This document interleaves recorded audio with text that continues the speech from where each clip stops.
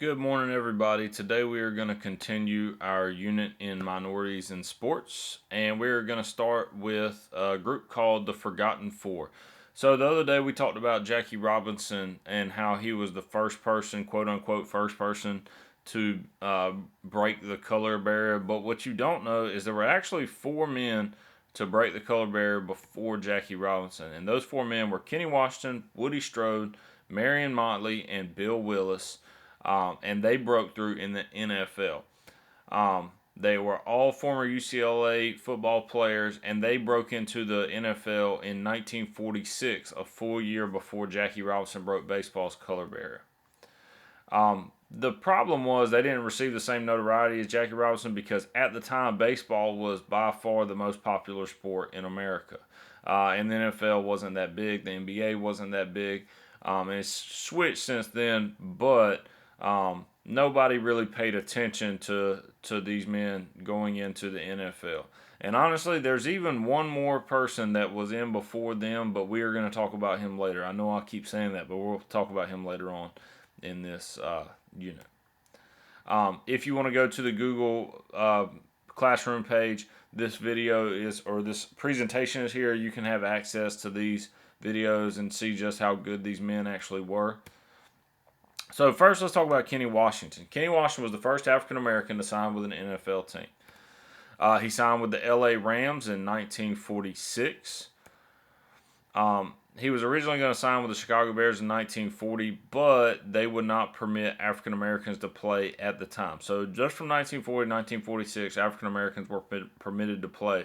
And you got to understand that Los Angeles at the time, and even today, is still one of the most progressive places in the country.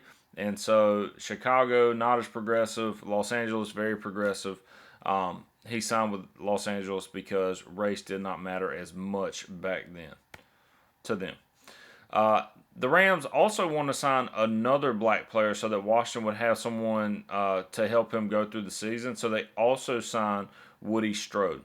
And I think that's pretty awesome that they would take into consideration the hardships that Kenny Washington was going to go through. Like, they knew he was going to struggle, not athletically, but struggle socially, because there would be no other black players on the team. So they signed Woody Strode to kind of help him out. So Kenny Washington and Woody Strode often find themselves discriminated against while the Rams were on the road. They were not allowed to eat at the same restaurants or stay at team hotels, just like we talked about with Jackie Robinson.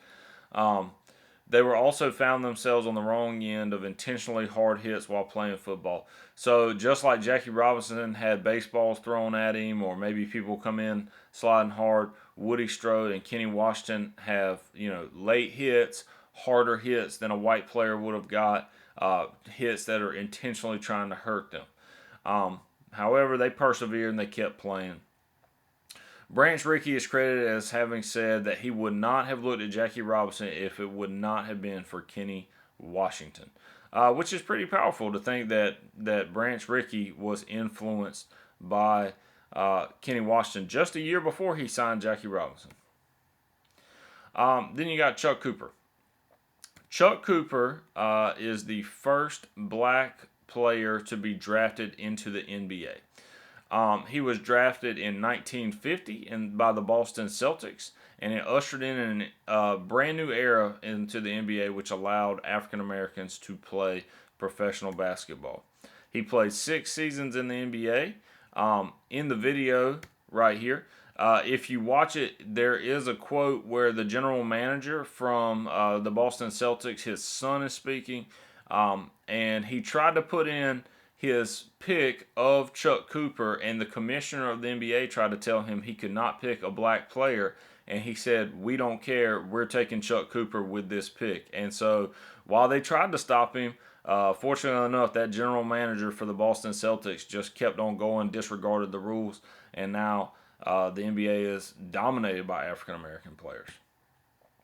All right, Jesse Owens. So Jesse Owens is an American track and field athlete specializing in sprints and the long jump. And he might be one of the most famous American athletes on a global stage. His most famous accomplishment is winning 4 gold medals at the 1936 Olympic Games, which is impressive because it was pre-World War II and the games were held in Berlin, Germany. And it was most impressive because Adolf Hitler was at all of the track and field events and watched Jesse Owens win all of the 4 medals, the gold medals that he won. And it embarrassed him because he had been propagating the fact that Germans, or especially Aryans, which Aryan is not an actual race, it's a propagated thing by Hitler. It's the idea that people with white skin and blonde hair and blue eyes are the most superior human, which we all know is not true. There is no superior human.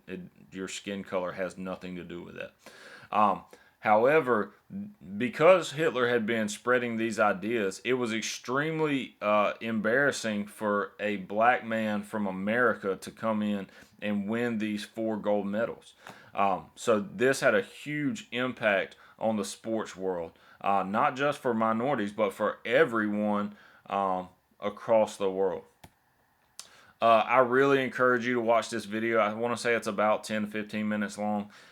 It's really, really good. It shows all these Germans watching Jesse Owens, and it even quotes one of the German athletes talking about how fast Jesse Owens really was and how much better than the German athletes he really was, which if he had said that to Hitler in the 1930s or 1940s, he probably would have been in prison and maybe even executed. All right, guys, so that's all I got for you today. I hope that you're all doing well, and I hope to see you soon.